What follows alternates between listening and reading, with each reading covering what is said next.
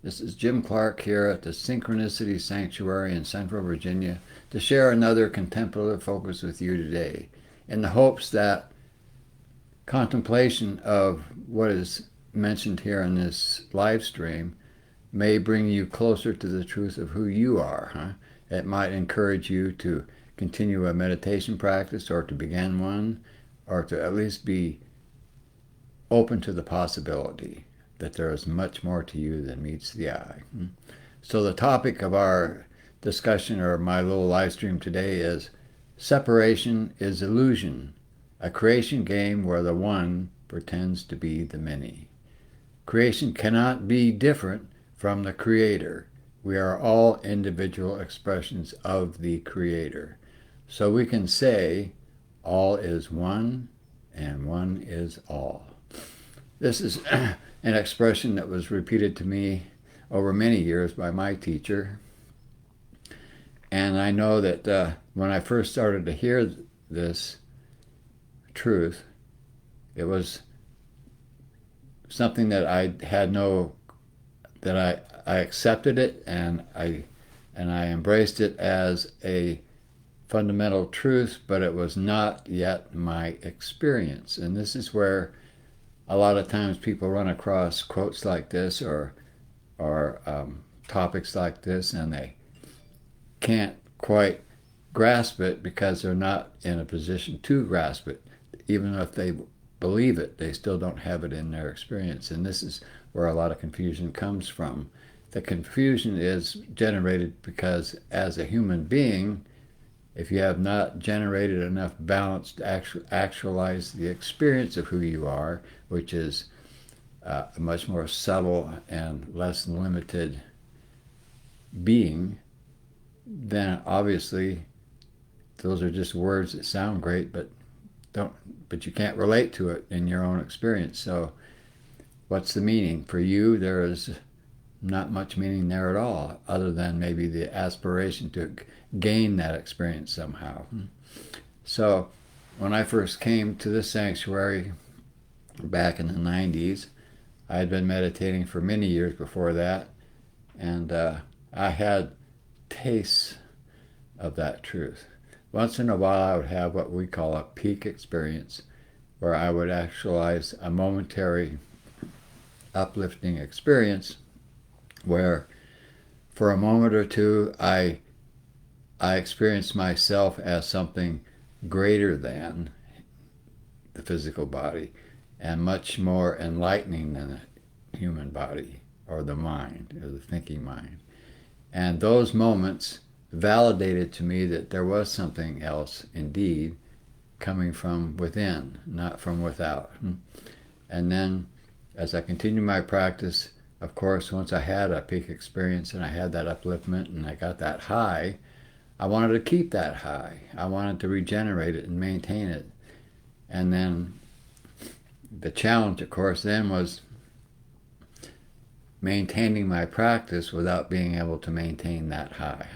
There was a process we call the fivefold process, which is where such moments are taken in experientially, and then a process begins after that where beliefs that you hold about yourself, who you are, and what life is that are incongruent with that experience come to the surface to be cleared, because you're getting new information about who you are in that experience. That's really what's happening. You're informing yourself about yourself from a deeper level of yourself.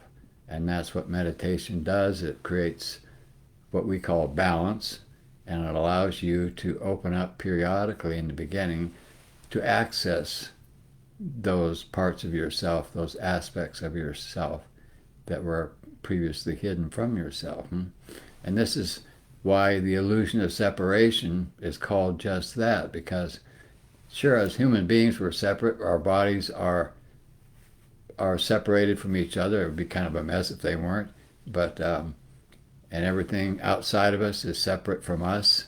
We are a subject surrounded by objects. And because that's our normal experience, we grow up assuming and accepting the condition of separation as a normal. But in truth, it's not normal and it's not even real. But it's real at the physical level because that is the way physicality works. And beyond that, however, there is subtler and subtler dimensions of ourself that are not confined to physicality. And in those realms of our own existence, we don't experience separation. Everything is united. Everything is one. Even though we still maintain our individual identities in one way or another, we are also completely unified with everything. So we really have both simultaneous happening. We can be an individualized expression, but we don't have to be separate from the all and everything of creation. And this is really the truth of what is, even as a human being. But to get to that point where you actually experience that, so that you can generate the power that lies within you and open up to that, what you need to do is meditate, meditate, meditate. And that has been the history of mysticism and people who have accessed this experience and then tried to share it with people throughout the centuries. It's a simple technique, but it's a very powerful one. And the simplicity often escapes people's attention, because really what you're doing is you're simply taking your focus, and instead of maintaining a constant focus to the exterior of your being, which is the world around you, and these days that could be your computer screen, and then you're taking it inside, you're closing your eyes, you're going into a quiet space, and you're just allowing yourself to simply be as much as you can without interacting with your mind, which will think, or your feelings, which will come up, or your body, which may have certain things going on in it too that might try to grab your attention. And gradually, as you practice this focus, the polarity of that experience, which is the opposite of what is dominant and default in this world, which is your exterior,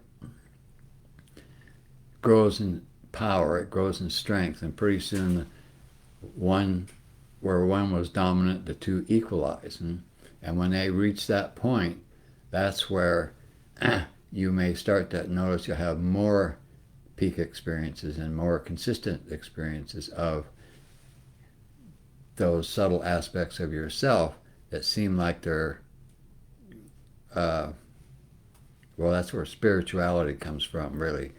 It's non-physical, it's beyond physical. It includes the physical, but it does not suffer from the confines of physical existence. And it's much bigger and much broader, and by its very nature, it's love-based. So instead of the fear-based experience that we have as flesh and blood human beings, and we're existing on a survival level, you enter into a part of yourself that exists from a love-based existence, where there's nothing that can threaten you, because there's nothing out there but you. There is only one. And in that realm where there is no separation, even though you have the experience of and it being an individualized expression, you're not an individualized being. Your being is part of the being of all existence. You are the creation yourself. So there's nothing that can threaten you, because there's nothing other than yourself in that experience. So as you develop this over a long time of meditation, you eventually establish a constancy in that experience. And that's when you can anchor yourself in that experience 24/7. And from that point on, your journey is vastly different than it was before, because when you're experiencing yourself as consciousness, as the love that consciousness is, then that's all you feel, and that's all that you see. So you see that and you feel it and you express it and you share that. Your energy, the energy field that surrounds every human body, is an expression of what's going on within that body. And if it's fear, if it's dread, if it's something negative and contracting, then that's what you're sharing, unbeknownst maybe to yourself, whenever you're around other people. That energy field is interacting with theirs, and that's the kind of energy you're putting out. That's what you're sharing.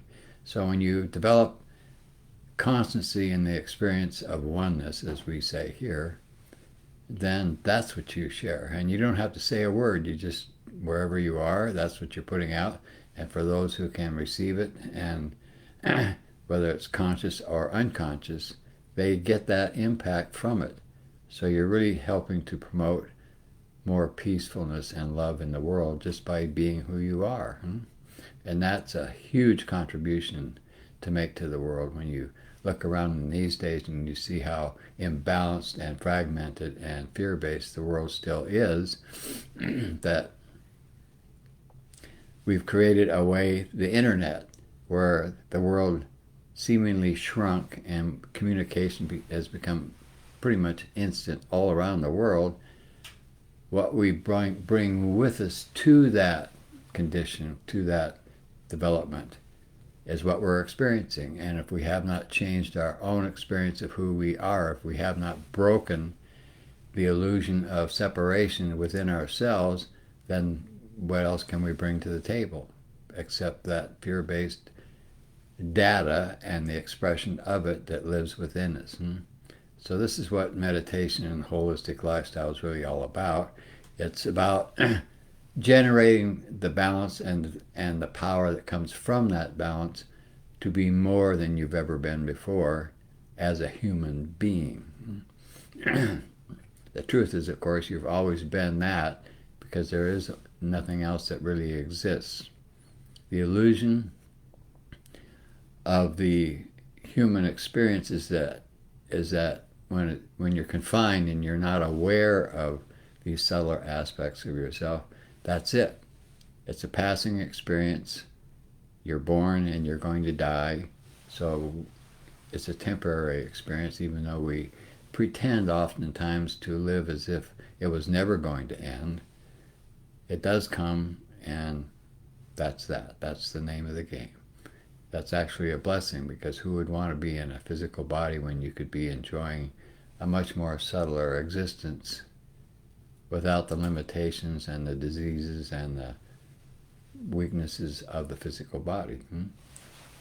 So the creation game, where the one pretends to be the many, and it pretends quite well, doesn't it? Because everyone I know, even here in this community, we still are individual human beings having our own experiences, and to one degree or another we still express that identification, even though some of us are having a very consistent enlightening experience all the time. It's such a strong entrainment over lifetimes of having these experiences that you just carry your humanness, if you will, into wherever you are, no matter how much enlightening you might be. You're still a human being while you're on this planet, and that's perfectly fine. That's what's supposed to be. And that's the joy of living a meditative lifestyle, is that you can enjoy the illumination of yourself for the sake of yourself while you're still a human being, and share that energetically with the people in your world.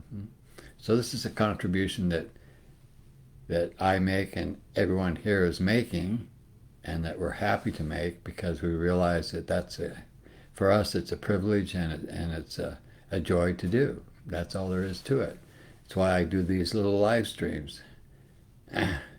It's something that I find elevating for myself, because I'm expressing something that is happening within myself in the hopes that it will help you generate the same within yourself. So with that being said, I'm going to go ahead and sign off until next Monday when I'll rejoin you again with another contemplative focus, and we'll see what that might be. Thank you.